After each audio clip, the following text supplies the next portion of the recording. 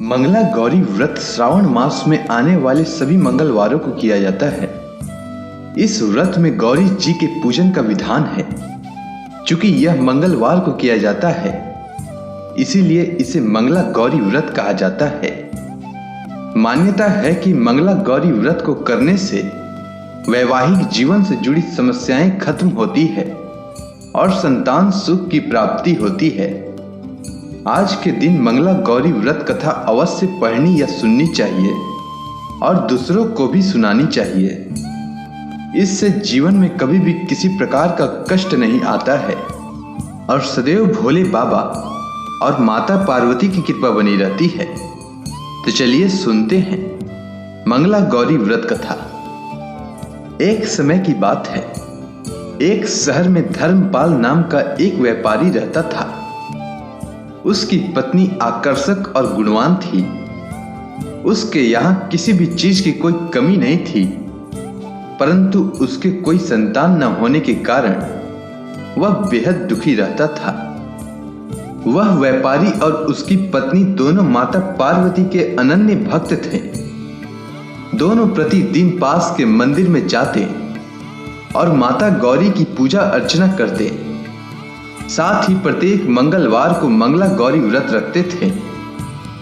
बहुत समय बीत गए। एक दिन माता गौरी उनके भक्ति भाव से प्रसन्न होकर व्यापारी की पत्नी को पुत्रवती होने का वरदान दिया, जिसके बाद व्यापारी को पुत्र रत्न की प्राप्ति हुई। घर में खुशियां मनाई गई। कुछ दिनों बाद एक मंगलवार को व्यापारी की पत्नी ने धर्मपाल को बगीचे में मंगला गौरी के पूजन के लिए आम का पल्व व फल लाने भेजी। जब व्यापारी आम का पल्व व फल लेकर आया तो वह थोड़ा उदास दिख रहा था। पत्नी ने व्यापारी से इस उदासी का कारण पूछा तो व्यापारी फुट फुट कर रोने लगा। कहने लगा, हे प्रिय, जब मैं बगीचे में आम का फल तोड़ने के लिए पत्थर चला रहा था, तब एक पत्थर गलती से नीचे स्थापित गणेश जी की मूर्ति को जा लगी, जिससे क्रोधित हो गणेश भगवान प्रकट हो कहने लगे कि हे व्यापारी, किसी भी व्रत में सर्वप्रथम मेरी पूजा होती है और मेरी कथा सुनी जाती है, और तुम मुझे ही पत्थर मार रहा है। जाओ व्यापारी, तुम्हारे यहां माता की कृपा से पुत्र की प्राप्ति तो हो गई, पर आज मैं तुझे तेरी करनी के वजह से तुझे श्राप देता हूं कि तेरा पुत्र 16वें साल में मृत्यु को प्राप्त हो जाएगा। तब तुम्हें पता चलेगा कि दर्द क्या होता है। इतना सुनते ही व्यापारी की पत्नी व्यापारी को शांत कराते हुए बोली, हे नाथ, होनी को भला कौन टाल सकता है। माता गौरी की कृपा से हमें पुत्र की प्राप्ति हुई है और वही हमारे पुत्र की रक्षा का रास्ता दिखाएंगे। भरोसा रखिए, और आज खुशी का दिन है तो खुशी मनाइए, बाकी सब माता गौरी पर छोड़ दीजिए। बालक के घर में आने से व्यापारी का समय कैसे बीतता चला गया, उसे थोड़ा भी आभास नहीं हुआ, और देखते देखते उसका पुत्र लगभग 12 वर्ष का हो गया। व्यापारी अपने पुत्र को पढ़ने के लिए काशी भेजना चाहता था, पर इससे पहले उसने अपने पुत्र की इच्छा भी जाननी चाहिए। इस पर व्यापारी का पुत्र बोला, पिताजी, मुझे अब पढ़ने में थोड़ी सी भी रुचि नहीं है। मेरी प्रबल इच्छा है कि मैं लोगों की सेवा करूं। इस पर व्यापारी तनिक सोच में पड़ गया। धक से उसे याद आया कि गणेश भगवान ने श्राप दिया है कि उसकी मृत्यु 16वें साल में ही हो जाएगी। इस तरह से तो मेरे पुत्र का शेष आयु सिर्फ 4 साल ही बचे हैं, तो क्यों न इसकी खुशी जिसमें है वही किया जाए। यह सोचकर वह पुत्र से पूछा, तो बताओ पुत्र, मैं तुम्हारे लिए क्या कर सकता हूं। तब बालक ने कहा, हे पिताजी, आप मेरे लिए चौराहे पर 2 घड़े पानी और कुछ मीठा रखवा दीजिए, और मैं आते जाते सभी राहगीरों को मीठा खिलाकर पानी पिलाने का काम करूंगा। इतना सुनते ही व्यापारी ने तत्काल इसका प्रबंध करवा दिया। और फिर क्या था, बालक चौराहे पर बैठकर आते जाते राहगीरों को रोजाना पानी पिलाता और सभी राहगीर पानी पीने के बाद उसे युग युग जीने का आशीर्वाद देते। 16वां साल पूरा होने वाला था कि उसी रास्ते से देवर्षि नारद जी साधारण साधु के वेश में गुजर रहे थे। तभी बालक की नजर उन पर पड़ी।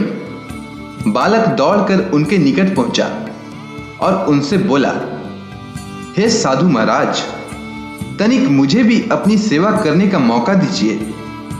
नारद जी बालक के करुण स्वर को सुनकर बहुत प्रभावित हुए और बालक के द्वारा दिए गए गुड़ को खाकर पानी पिए और उनके मुख से भी युग युग जीने का आशीर्वाद निकल गया। तभी उनके दिमाग में आया कि यमलोक गए काफी समय हो गया है, तनिक उधर का भी खबर ले लिया जाए। इतना सोचते ही नारद जी यमलोक के लिए प्रस्थान हो गए। वहां जाने के बाद देखते हैं कि यमराज जी महाराज कहीं प्रस्थान करने वाले हैं।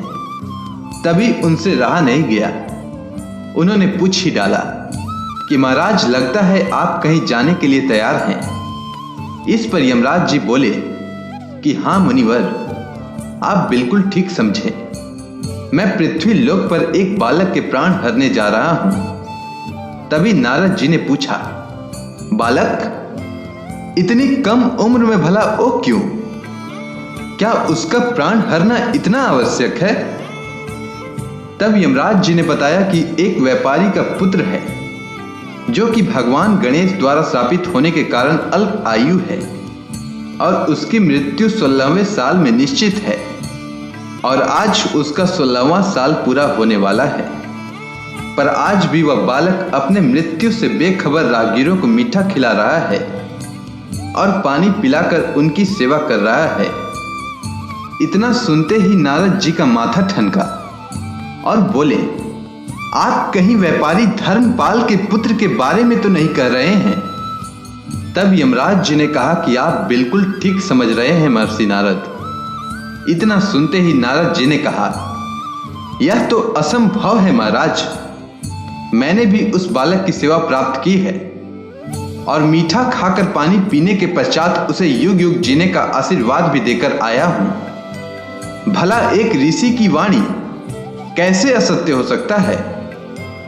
इस पर यमराज जी बोले कि यह सब मेरा काम नहीं है। मेरा काम किसी भी व्यक्ति का उसके निश्चित समय पर प्राण हरने का है, सो मैं करने जा रहा हूं। इसके लिए आप गणेश के माता गौरी के पास जाएं और उनसे ही बालक के प्राण की रक्षा के लिए याचना करें, तभी कोई काम बन सकता है। इतना सुनते ही नारद जी दौड़े दौड़े कैलाश पर माता गौरी के पास पहुंच गए और देखा कि वहां स्वयं भगवान शिव और गणेश जी भी बैठे हुए हैं। इसके बाद नारद जी ने सारा वृतांत कह सुनाया।